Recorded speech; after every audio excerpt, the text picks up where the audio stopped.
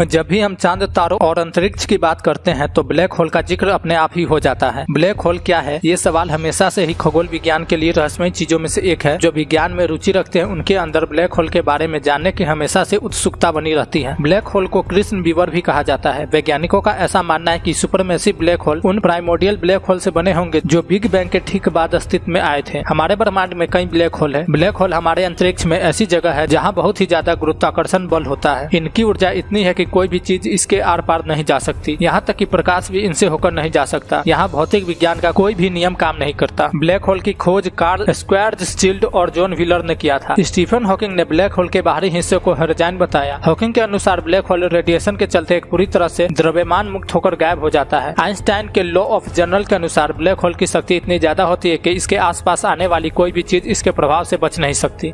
अगर कोई black hole के अंदर चला जाए तो क्या होगा? अगर आप ब्लैक होल के अंदर जाने के बारे में सोचते हैं तो ये असंभव है, क्योंकि पहुंचने से पहले ही आप जलकर राख हो जाएंगे। मान लिया जाए कि अगर इंसान इसके अंदर चला भी जाए तो क्या कोई दूसरा ग्रह मिलेगा या फिर कुछ और? इसलिए ब्लैक होल अभी तक रहस्य बना हुआ है। न्यू जर्सी की प्रिंसटन यूनिवर्सिटी के डेनियल हार्लो और कैलिफोर्निया के स्टैनफोर्ड यूनिवर्सिटी के पैट्रिक हाइडन ने एक अध्ययन किया और साल 2013 में इस नतीजे पर पहुंचे। अगर विश्व में सबसे तेज कंप्यूटर से भी ये पता लगाया जाए कि ब्लैक होल के अंदर के हिस्से का जुड़ाव कैसा है तो भी काफी समय लग जाएगा और तब तक ये ब्लैक होल अपने आप में ही खत्म हो जाएगा।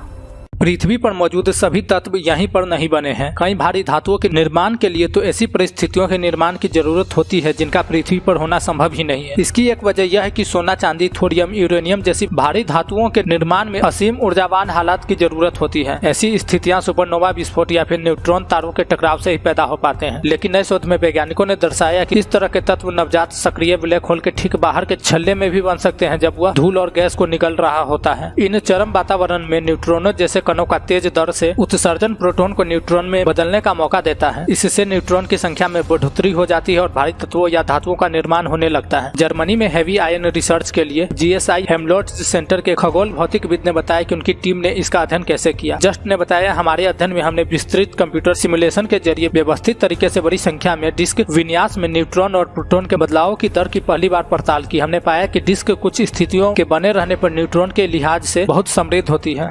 बिग बैंग की घटना के ठीक बाद ब्रह्मांड में बहुत सारे तत्व मौजूद नहीं थे। तारों के बनने के बाद ही उनकी कोर में परमाणु केंद्रक आपस में टकराने लगे। उससे पहले तो पूरे ब्रह्मांड में अधिकांश तौर पर हाइड्रोजन और हीलियम ही मौजूद था। तारों के नाभिकीय संलयन से अंतरिक्ष में कार्बन से लेकर लोहे तक भारी तत्वों का निर्माण शुरू हुआ। ये तत्व तारों के मरने के बाद अंतरिक्ष में फैले। लेकिन लोहे के मामले में इस संलयन में एक परेशानी आई। इससे भारी तत्वों को पैदा करने के लिए जरूरी ऊर्जा से ज्यादा ऊर्जा अधिकांश भारी तारों की इन संलयन प्रक्रियाओं में नहीं थी। इससे कोर का तापमान कम होने लगा, जिससे बढ़ते हुए तारों में सुपरनोवा की स्थितियां पैदा होने लगी। इसी सुपरनोवा विस्फोट और साथ ही टकराने वाले न्यूट्रॉन तारों के विस्फोट में भी भारी तत्वों का निर्माण हो सका। ये विस्फोट इतने ऊर्जावान होते हैं कि तेजी से टकराने वाले ऊर्जावान परमाणु एक दूसरे के न्यूट्रॉन तक पकड़ लेते हैं। इसे रैपिड न्यूट्रॉन कैप्चर प्रोसेस या R प्रोसेस कहते हैं। इसे इतनी तेजी से होना होता है कि रेडियोधर्मी विकिरण का भी समय नहीं होता है और उससे पहले ही न्यूट्रॉन केंद्रकों में जुड़ जाते हैं। वैसे तो ये साफ नहीं है कि इस तरह के और कितने हालात है जहाँ R प्रक्रिया होती है, लेकिन नवजात ब्लैक होल एक मजबूत दावेदार है।